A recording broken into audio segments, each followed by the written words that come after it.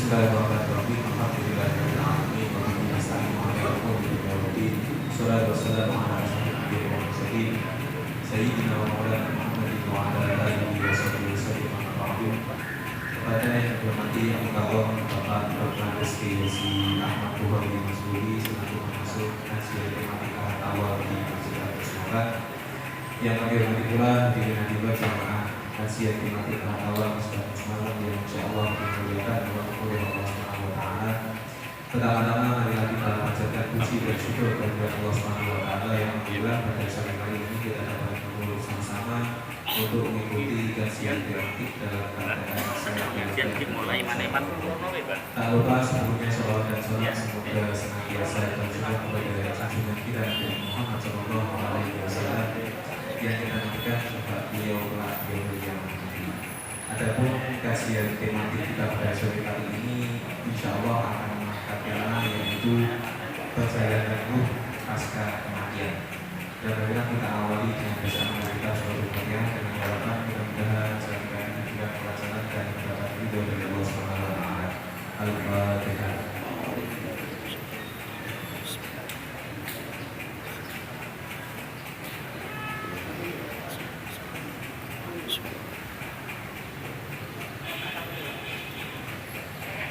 Selanjutnya pada beliau Bapak Dr. Rizky Yasi Ahmad Bukhari Masuri di Masjid.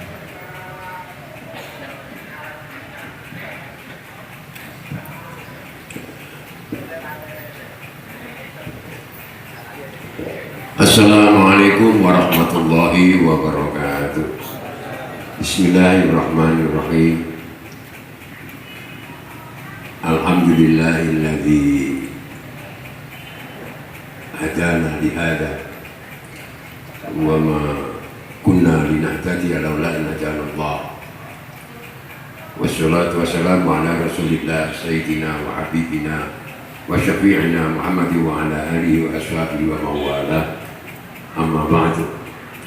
Bapak, Ibu-ibu dan saudara-saudara sekalian, bagaimana tadi disampaikan bahwa kali ini kajian akan membawa tema tentang perjalanan ruh pasca kematian. Gampangnya wong nek wis mati nyawane nang ndi? Atau dengan kata lain, kali ini kita akan bicara tentang nyawa, tentang ruh.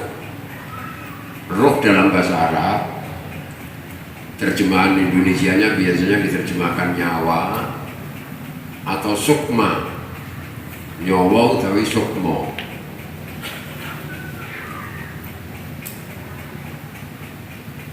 Lawannya ruh yaitu jasad. Manusia hidup itu terdiri dari jasad dan ruh, raga dan nyawa. Raga jelas kita banyak yang tidak mengetahui. Bahkan dokter sudah paham banget raga manusia ini. Sebab nggak ada dokter kalau nggak pernah model-model raga manusia ini. Jadi semua yang namanya dokter itu pernah belajar tentang onderdili manusia. Sudah pernah melakukan bedah mayat. Dokter itu tahunya onderdil manusia tidak hanya gambar tok, gambar keterangan enggak, jadi benar-benar sudah melihat otak itu di mana, ya. Kemudian hubungannya dengan hidung, dengan telinga, dengan ini, dengan semuanya, sampai kepada saraf yang kecil-kecil semua dipelajari. Raga itu dokter sudah paham. Dokter belum pernah bedah mayat itu dukun, itu dokter. Nah, dokter mesti sampai lulus jadi dokter sudah pernah melakukan bedah mayat untuk praktek, untuk mengetahui onderdil manusia. Tapi nyawa sampai sekarang itu belum ada yang tahu dengan pasti. Nyawa itu apa, bagaimana, di mana, bagaimana itu kan. Kita yakin hidup ini terdiri dari raga dan nyawa, tapi nyawa di mana itu nggak ada yang tahu. Ana sing ngerti rupane piye nyawa kuwi? Nyawa ini rupane piye? Tempatnya di mana? Nyawa itu di mana? Apa di otak, apa di jantung, apa di hati, apa di mana? ilmu pengetahuan belum pernah ada yang mengungkap tentang nyawa. Kalau raga sudah jelas banget. Di dalam surat Al-Isra ayat 85 Allah berfirman, A'udzubillahi minasyaitonirrajim. Wa yas'alunaka 'anir ruh qulir ruhu min amri rabbi wa ma utitum minal ilmi illa qalila.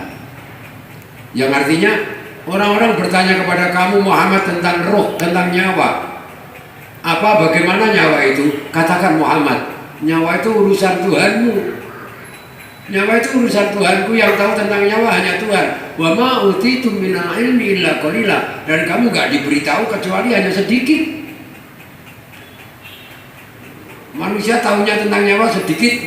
Tanda-tandanya ada nyawa gitu. Tandanya wong urip ana nyawane apa tandanya? Tandanya masih ada nyawanya itu apa? Bukan. Napas. Oh, belum tentu. Masih ada denyutnya, belum tentu. Yang namanya brain dead, mati otak, napasnya masih, denyutnya masih, tapi otak sudah nggak bisa menjalankan fungsinya untuk menggerakkan seluruh tubuh, nggak bisa. Orang dijubit sakit itu kan karena saraf sini memberitahu otak, lalu otak mengatakan itu sakit.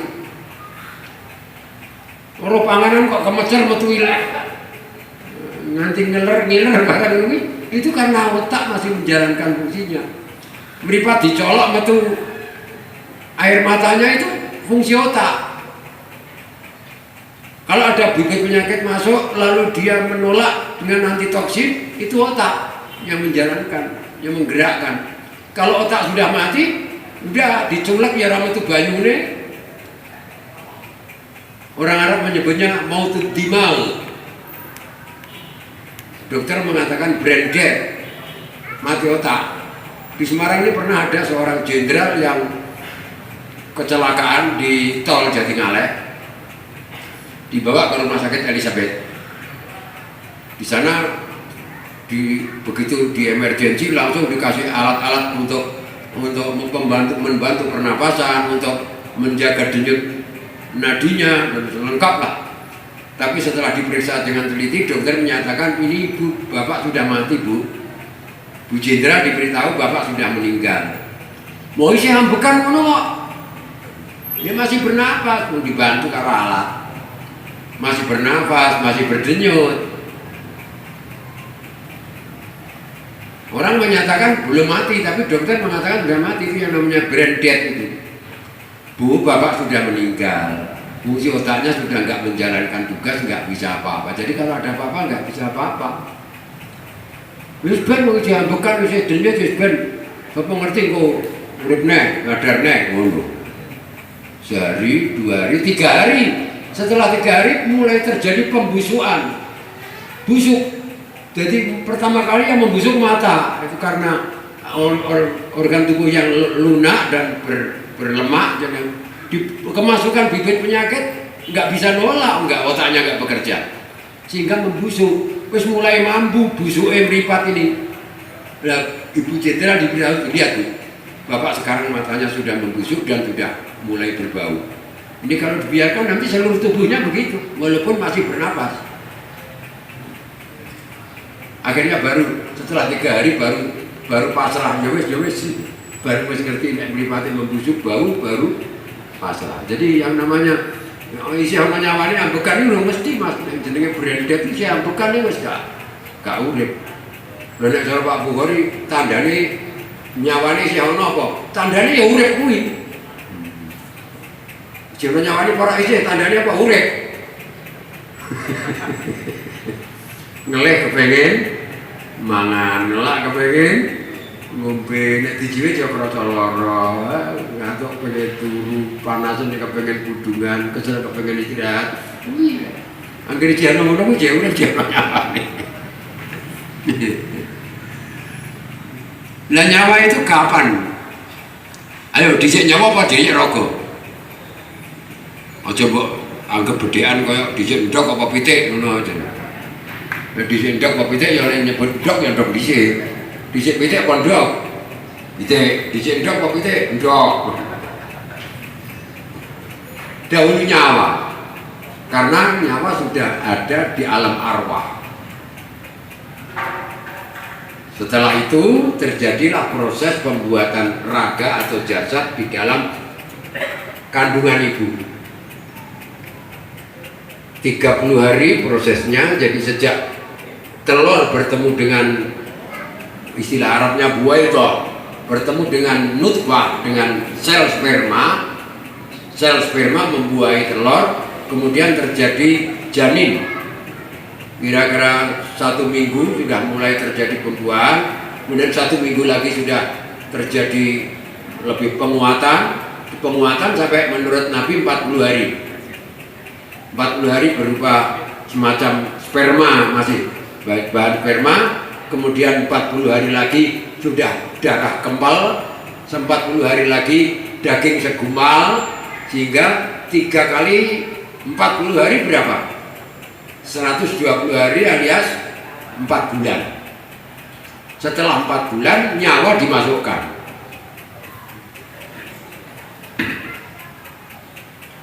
Ketika itu malaikat memegang janin yang akan jadi, matur pada Allah, ya Allah, ini dijadikan manusia apa enggak? Kalau Allah bilang jadi, maka dimasukkan nyawa, ditulis nasibnya, dibakalin rokok pas warga, ditulis sisan.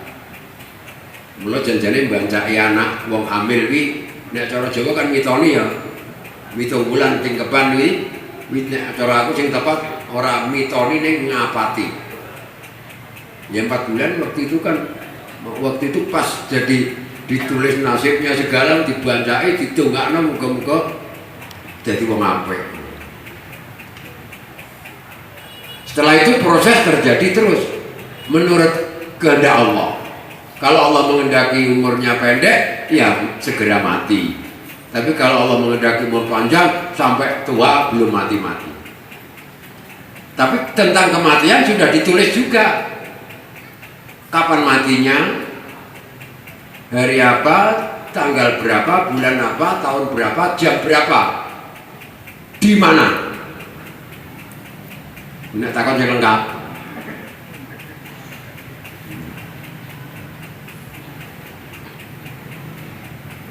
Kalau belum saatnya mati, walaupun dipecel-pecel gak mati.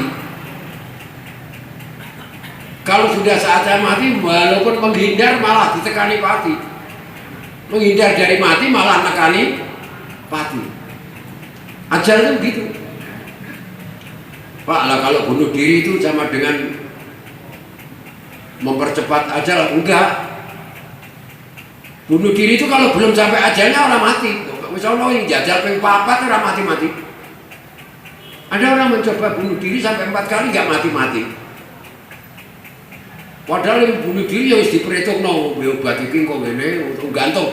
Dilalah tahu jarak gantung. Lagi ngep ngono konangan wong jangan ngono gitu. Konar rumah sakit. Jadi ana sing wong sing ping 4 itu nggak mati-mati. Akhirnya itu terjadi di Kudus. Akhirnya polisi memberitahu sopir-sopir truk yang lewat, sopir-sopir mobil yang lewat, hati-hati ana wong jarak arep bunuh diri. Mobil-mobil itu mau hati-hati dikandani. Hati-hati nih ana wong nabrakkan diri. Pak, orang itu sudah mencoba untuk bunuh diri. Terus bola-balik biar tahu orang mati-mati bareng sing guri. Polisi lagi nakoni karo sopir truk, "Mas, apa? Hati-hati ya, ana apa? Ana wong ngowah kali arep bunuh diri. Wonge stres arep bunuh diri, hati-hati." "Oke, Pak, nggih." Truk mlaku jebul wonge nang isor roda, priak mlaku. Saya punya teman namanya Umam itu, sakit dirawat di rumah sakit 21 hari, sore mendapat informasi dari dokter besok boleh pulang. Malam harinya saya ngaji di sebelah utaranya rumah sakit. Wah, besok akan boleh bengi ana pengajian nang lor rumah sakit, ngrungokno ngaji di Pak Bukhari itu. Tenang hati ini, mulai pagi pulang, ya, siang sampai di rumah dipesen oleh dokter, kamu udah boleh pulang tapi mangannya tetap perlu hati-hati gue. Wah, ini wong jenenge suwe ra tau mangan bareng sore-sore ana bakul bakso liwat delalah kepengin banget. Jam 5 sore mangan bakso, jam 1 bengi mati. Wong Leri dirawat di rumah sakit Karyadi sampai 1 bulan atau berapa. Alhamdulillah sembuh, keluarganya senang. Dijemput dengan bawa mobil. Alhamdulillah pulang tabrakan mobil, mati sak mobil. Di Cirebon seorang kiai bersama 2 temannya beli mobil Mercy baru beli, bukan baru mobilnya. Mobilnya mobil bekas. Beli mobil bekas. Nah, karena malam hari pulang, ayo pulang. Sopirnya ngantuk. Karena ngantuk, minggir. Orang kenal ngantuk dipaksa. Engko tabrakan mati daan. Lanjut piye wis minggir ya minggir. Engko nek wis mari ngantuk berangkat nek menghindari tabrakan mati bahaya. Sopir itu kalau ngantuk bahaya banget. Yo minggir toh. Minggir supaya orang panasan, mobil dihidupkan, AC dihidupkan. Ora ngerti bocor knalpotnya mlebu menjero, mongko asap knalpot kuwi nek campur gas freon dadi racun. Racunnya aneh. Nek mambu racun kuwi langsung ngantuk, nek ngantuk bagas mati. Akhirnya nganti esuk iki ora lunga-lunga. Lah wong sing liwat lho iki ket mau kok nang kene terus. Lapor polisi didodok, pecah kacane jebul mati kabeh wong sak mobil. Minggir menghindari tabrakan, nek mati malah mati.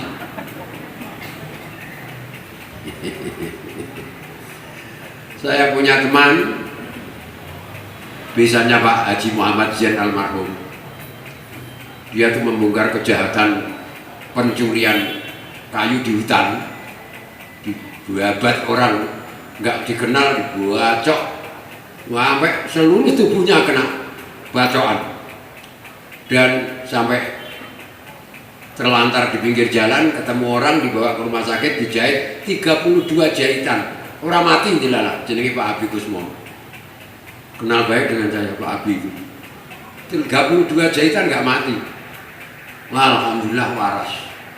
Lihat dino tilik nanggone morotuane nang Cirebon, kecelakaan nang tol Kanci mati. Ya ini tesi ya bar ngombe obat ben mati, yo dilalah yo gak mati. Jadi bunuh diri itu nggak bisa mempercepat ajal. Kalau saatnya, walaupun tidak bunuh diri, mati itu datang. Bila jaa ajaluhum la yastakhiruna sa'atan wa la yastaqdimun. Kalau ajal itu datang, nggak bisa dipercepat sedetik pun dan juga tidak bisa diperlambat. Dipercepat nggak bisa, diperlambat nggak bisa. Ajal itu kalau datang begitu. Orang Arab mengatakan wa man lam yamut bisayfi mata bi ghairi. Kalau kiai saya dulu baca syair ini dilakukan begini. Wa man lam yamut bisayfi mata bi ghairihi. Ta'addadatil asbab wal maut wahidu. Itu Mbah Kiai Jubir, bapaknya Mbah Maimun itu kalau baca gitu. Bapaknya Mbah Maimun, Mbah Jubir kalau baca syair gitu. Wa man lam yamut bisayfi, barang siapa enggak mati karena pedang, mata bi ghairi, akan mati dengan selain pedang. Mengapa? Ta'addadatil asbab. Sebab kematian itu bermacam-macam, tapi wal maut wahidu, mati itu satu. Kalau selamat dari obat ini bisa kena ini, enggak selamat ini. Selamat dari tabrakan malah kena gas freon.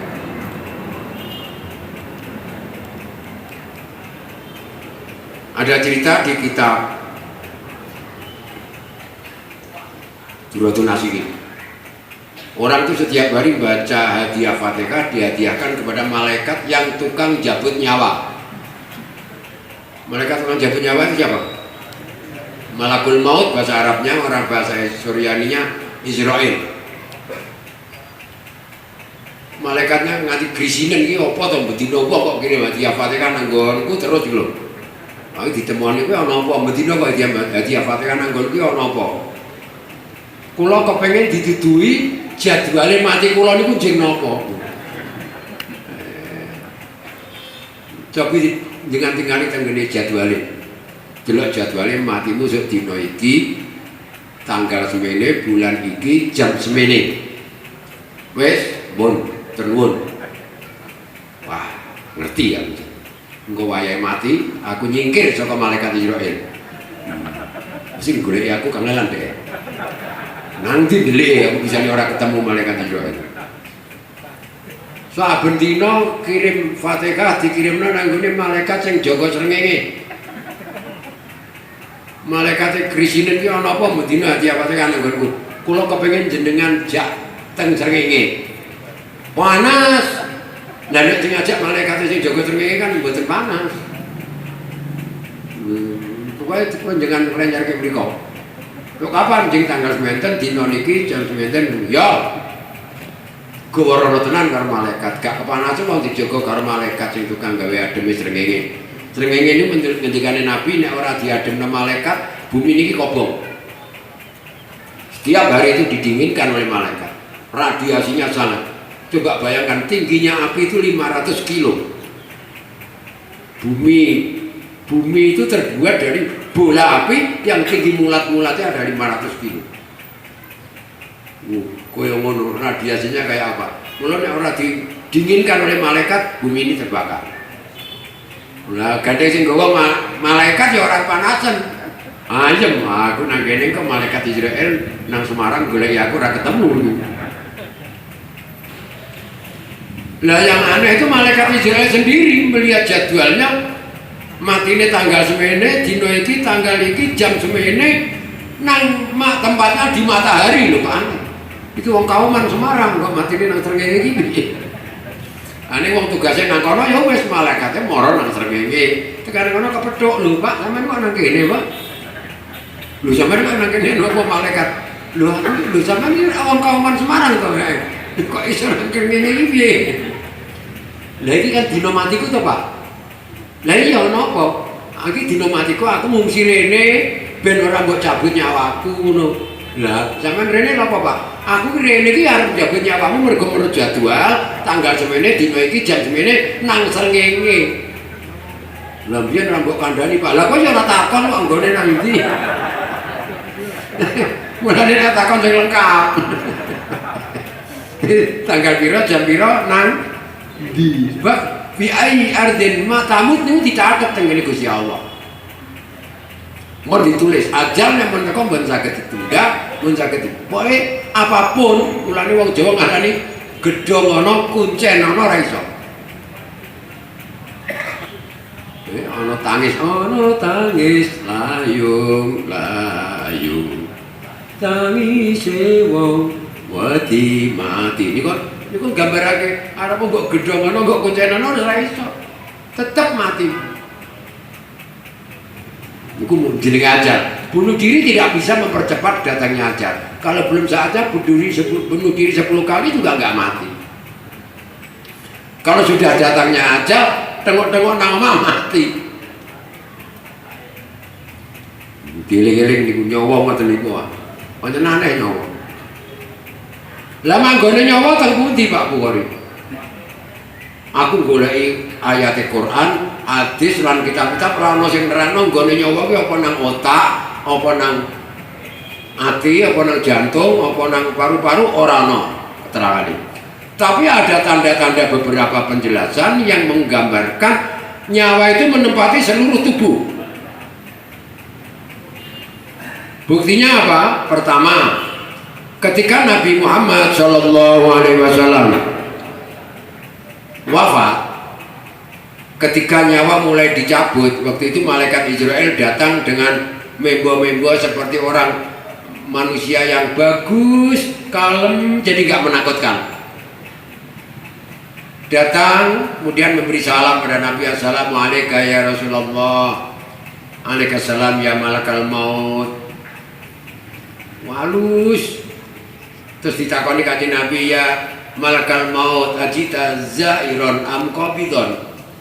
Malaikat kowe teko kene iki tilik mergo aku lara apa arep njabut nyawa?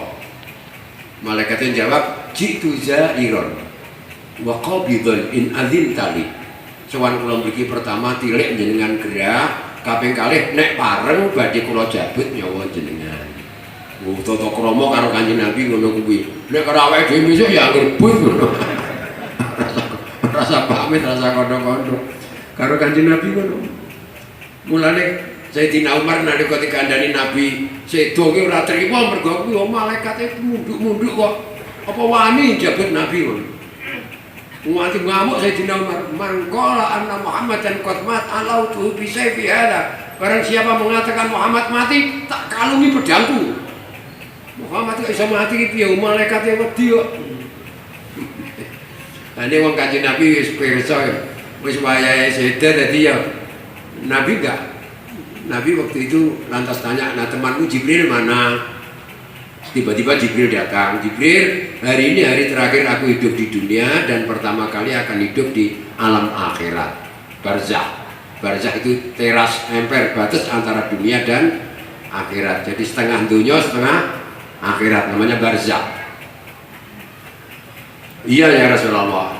Kalau aku mati bagaimana Jibril?"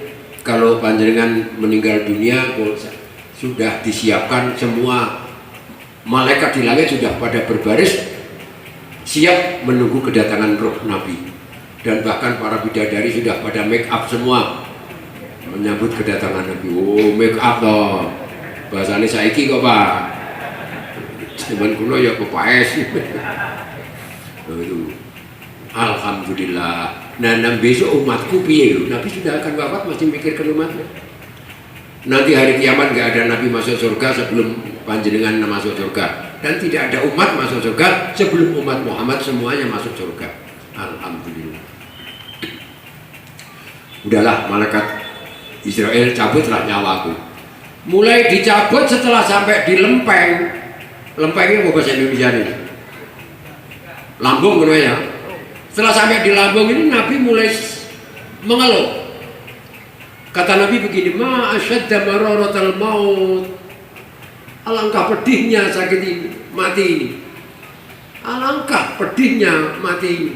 Padahal Nabi nyabutnya dibuat yang sebaik-baiknya, itu saja masih merasakan sakit, apalagi kita. Ma asyadda mararatal maut. Paling tidak memberi petunjuk, nyawa dicabut sudah sampai di lempeng. Dalam surat Waqiah Allah berfirman, "Falaula idza balagatil hulquma wa antum hina idzin tanzurun." Kalau nyawa dicabut sudah sampai tenggorokan, pada saat itu kamu diberitahu mana calon tempatmu. Kalau di surga, pada saat itu ditunjukkan itu loh rumahmu di surga nanti. Kalau ahli neraka, ketika nyawa sudah sampai tenggorokan, diberitahu itu tempatmu di neraka.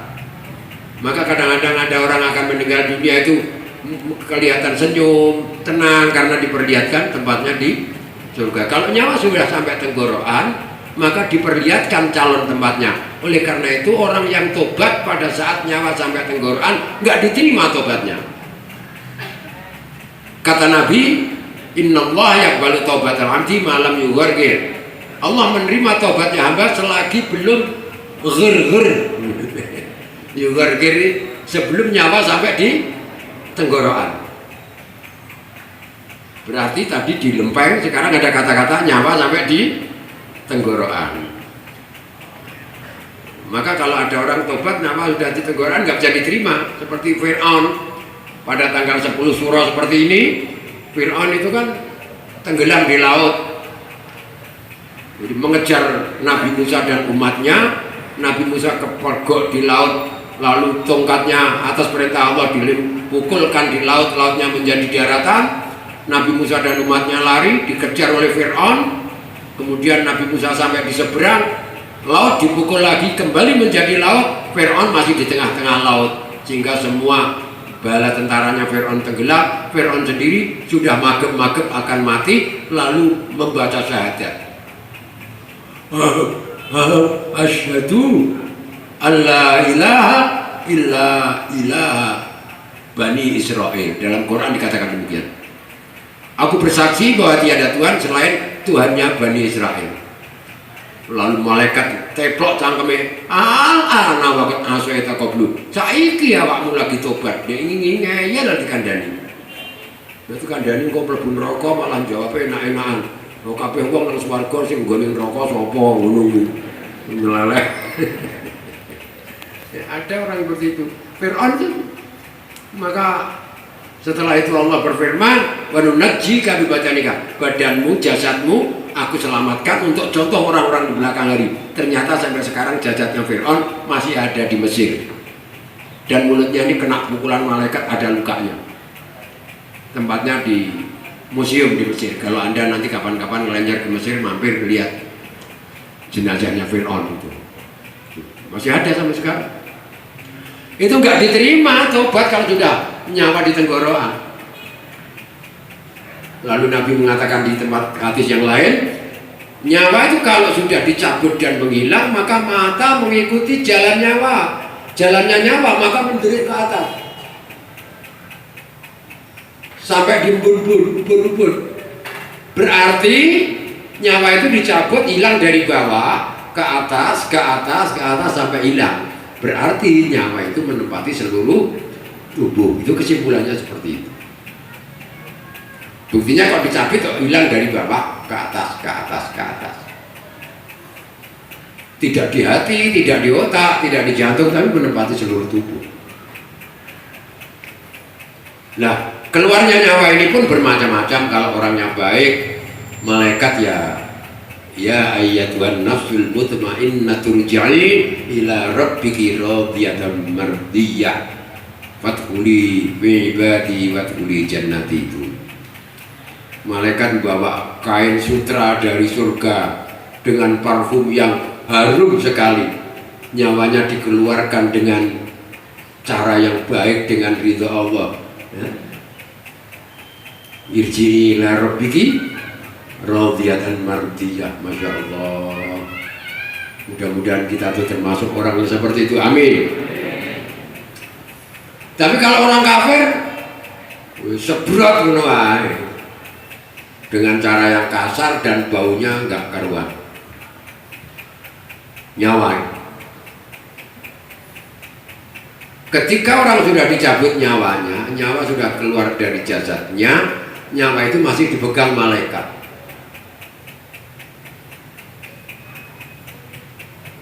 Di dalam rumah ya tetap di rumah itu malaikat. Jadi orang mati itu melihat siapa yang datang, tahu. Sing layak aku sapa ngerti.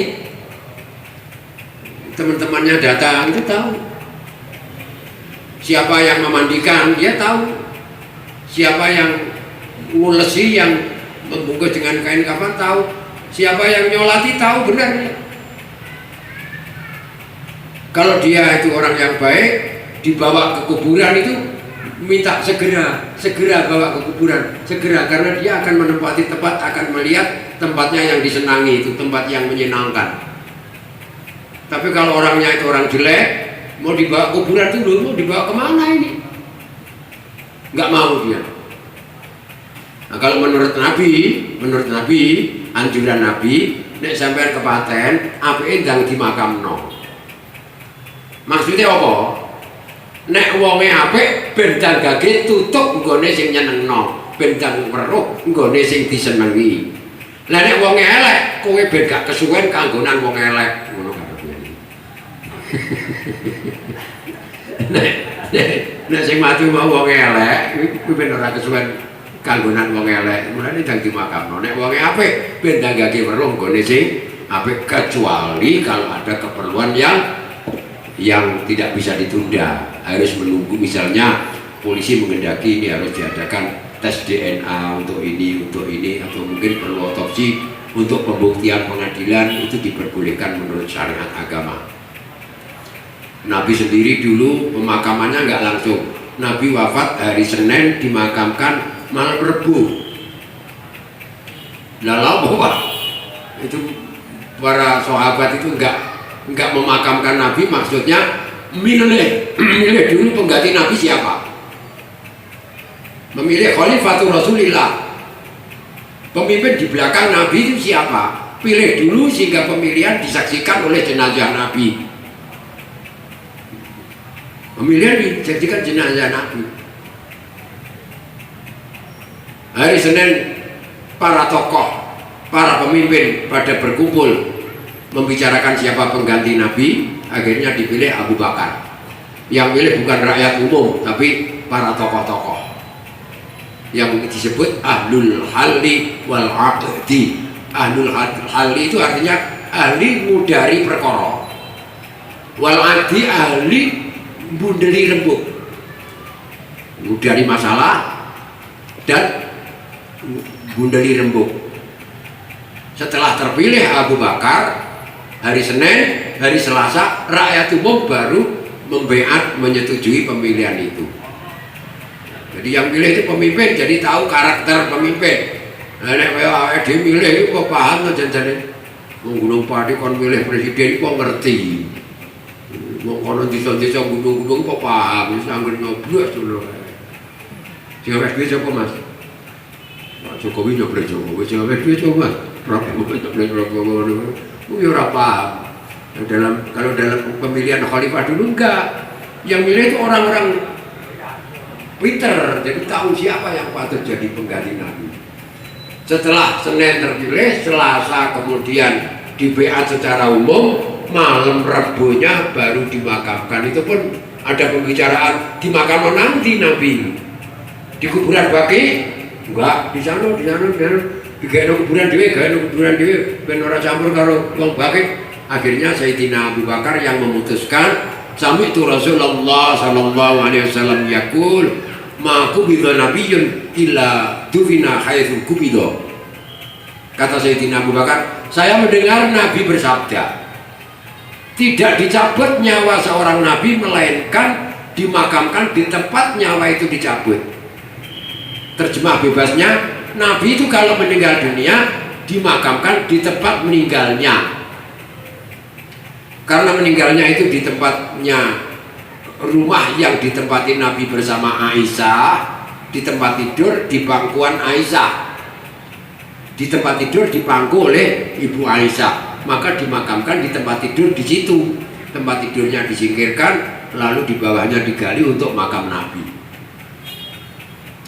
Jadi ya tempat rumahnya Aisyah, jadi Aisyah ya masih tinggal di situ, tiap hari ya masih di situ. Memang rumahnya Aisyah. Setelah Abu Bakar, bapaknya Aisyah meninggal dunia, pesan, nek aku mati makamkan di belakang Nabi. Tapi ojo dijejerno pas. Ora pantes aku jejer Nabi, di bawahnya sedikit. Jadi kepalanya Abu Bakar kenceng pundake Nabi. Lah, Aisyah tetap hidup di rumah itu yo. Wong nang omahe dhewe kadang-kadang yo nyucul wong lanang cucul kuplo ya, nyucul jilbab, kadang-kadang yang cumuk ya cucul kelambi barang ngono ta wong omahe dhewe. Setelah Sayyidina Umar ditusuk waktu sedang sholat jamaah, ditusuk orang hampir mati, beliau berkata pada Aisyah, Bu Aisyah, kalau boleh saya nanti kalau meninggal dunia dimakamkan di rumahmu, di belakangnya bapakmu. Boleh gak? Boleh. Akhirnya Sayyidina Umar meninggal dunia dimakamkan di belakangnya Abu Bakar, tapi yaitu tata kromo kepalanya Abu Bakar diluruskan pundaknya, kepalanya Umar lurus pundaknya Abu Bakar, jadi ngisorin nek. Jadi yang paling tinggi Nabi, bawahnya Abu Bakar, bawahnya lagi Umar. Mulai hari itu Aisyah tidak pernah melepas pakaiannya sedikit pun di dalam rumah, rapet. Ditakoni karo tanggane lho, sampean saiki nang omah rapet wingi-wingi kok.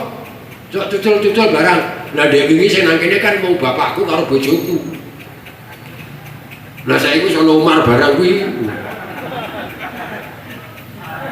Nah ini hadis ini memberi petunjuk, orang mati itu masih bisa melihat yang hidup. Kalau Anda tilik kuburannya bapak ibu lihat, mengetahui. Tapi ketika belum dimakamkan tetap dipegang malaikat itu. Nyawa itu tetap dipegang malaikat. Dibawa naik ke langit, gembugana langit. Baunya harum banget kalau orangnya baik. Setiap malaikat diliwati roh itu akan berkata, baunya harum banget ini. Bau apa ya ini ya? Itulah, apa ini baunya harum banget? Setiap langit, malaikat yang pada jaga di langit itu pada, nah ini apa ini baunya harum banget? Oh, jamaah Masjid Kauman Semarang. Pantesan, haru banget gitu ya. Amin, Allahumma amin. Akhirnya sampai di atas ditanyakan pada Allah, bagaimana Allah ini jamaah Masjid Semarang. Diterima, maka ditaruh ya, ditaruh di langit. Nyawanya ditaruh, namanya Illiyin. Kalau orang-orang nggak baik, sijin. Kalau orangnya nggak baik, nyawanya dibawa naik, malaikat pada bilang begini, ampuni buadek banget ya, ampuni apa ini, buatan apa ini. Orang-orang yang jelek itu bawa ke atas, mau naik ke langit pertama aja ditolak, nggak diberi, nggak ada jalan, ditutup, nggak boleh naik. Akhirnya dikembalikan lagi ke bumi dan di alam kubur disiksa sampai hari kiamat. Tapi kalau orang itu baik, maka nyawanya ditaruh di Illiyin, di tempat di langit yang ketujuh. Tapi prosesnya sebelum itu mesti ada juga di dalam alam kubur, di nyawanya dikembalikan ke jasadnya dulu. Malah kata Nabi, nyawa itu kembalikan ke dalam tubuh mayit ketika sudah diuruk kira-kira ya 3/4 atau 3/4 diuruk untuk 3/4, itu nyawa mulai dikembalikan sehingga bisa mendengarkan suara orang yang jalan pakai sandal, kresek-kresek sandal itu mayit sudah dengar. Jadi saudara-saudara yang di atas kuburan jalan kresek-kresek sandal itu mayit bisa mendengar. Jadi kalau di atas ada rombongan, misalnya namanya si A, ya Ali misalnya, saudara Ali, kamu sekarang sudah meninggal dunia. Jangan lupa janji yang kau pegang ketika hidup di dunia, yaitu asyhadu an la ilaha illallah wa asyhadu anna Muhammadar Rasulullah. Itu mendengar dia.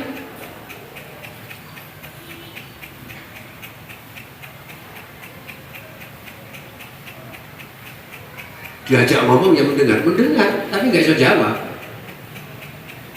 Nabi pernah itu ngomong sama orang mati, orang yang mati dalam perang Badar itu dimasukkan di sumur tua gitu, kan Nabi kebetulan lewat tanya, si A, si B, si C, ya bulan, bagaimana kamu keadaanmu? Kira-kira cara Jawa nih ngono. Sayyidina Umar protes, Nabi jenengan kok ngomong kali batang-batang sih pun badannya ternyaman itu. Aku kan mu'ajzah dan la arwah ya Rasulullah. Nabi menjawab, walladzi nafsu Muhammadin biyadihi ma antum biasma'a biqauli minhum. Demi Allah yang menguasai diri Muhammad, kamu yang masih hidup tidak lebih mendengar daripada orang yang mati. Artinya orang hidup yang bisa mendengar, orang mati ya bisa mendengar. Ma antum biasma'a biqauli minhum. Jadi kalau ditalkin ya mendengar. Ruhnya dikembalikan lagi. Kalau dia orang baik dibawa ke langit, kalau nggak baik dikembalikan ke bumi. Kalau orang baik di sana ketemu sama nyawanya orang baik-baik, di sana tuh pada kumpul. Kalau malam Jumat kumpul di hadapan kiainya. Kalau ada kiai yang sudah mati ya kumpulnya di hadapan para kiai. Jadi kiai ini nanggone dunia ya dirubung santrine, nanggone kono ya dirubung santrine padha. Buar wis munggah nang langit dineti itu. Kita nggak biar kae iki kan. Kok ana tanggaku sing wis mati kok urung ana nang kene ya. Ditakoni sapa? Upamane jenenge Bandot, Pak Bandot. Bandot tanggamu kae wis mati. Wis setahun kok ora ana nang kene. Oh, nek ngono ora ketampa nang langit. Wa ummuhu hawiyah. Kalau begitu tempatnya di hawiyah. Wa ma adraka ma hiya narun hawiyah. Dadi nek mbok golek nang kono gak ono, berarti tanggamu kuwi gak ketampa nang langit, dibalekno nang bumi. Ono sing membagikan nyawa itu dua macam. Ada yang al-arwah as-samawiyah, ada yang al-arwah al-ardiyah. Ada nyawa yang bangsa langit, yaitu yang diterima, dan ada nyawa yang bangsa bumi, yaitu nyawa yang gak diterima, kembalikan ke bumi, disiksa sampai hari kiamat. Tak baleni, bar kuwi tak takoni sampean. Bisa jawab ora? Testing. Saya ulangi, kalau nyawa itu baik dibawa ke langit, di langit yang ketujuh, dan dikumpulkan dengan nyawanya orang-orang baik di sana. Setiap pagi, setiap sore diperlihatkan, ini calon rumahmu, itu kaplingmu di surga nanti. Senang dia. Di sana kumpul orang-orang baik, udaranya senang, di empernya surga. Bahkan kalau orang itu mendapat rahmat Allah, malah yurzakun, mendapat rezeki dari Allah. Enak nang kono. Nah, kalau tidak diterima di langit, dikembalikan ke bumi, disiksa terus sampai hari kiamat. Paham ya? Paham ya? Sekarang saya tanya, itu bisa jawab. Nek ngono, ana apa ora nyawa gentayangan? Ada atau tidak? Yes atau no? Ini kok ada yang jawab, oh no. Nek ono ki nyawane sapa? Elek digebuki terus kok iso keluyuran. Ngawur kowe, ngono jare paham. Nek wong elek digebuki terus nang kuburan ra kok berkeluyuran. Nek men iso keluyuran. Digebuki nganti kiamat kok iso keluyuran iki sapa? Ayo nyawane sapa keluyuran kuwi? Nyawane wong apik lha apa keluyuran nang Semarang panase kaya ngene. Nang kono enak-enakan kok. Loh. Berdasarkan keterangan ini enggak ada arwah gentayangan itu enggak ada. Mati ya nek apik nang ngiriyin nek elek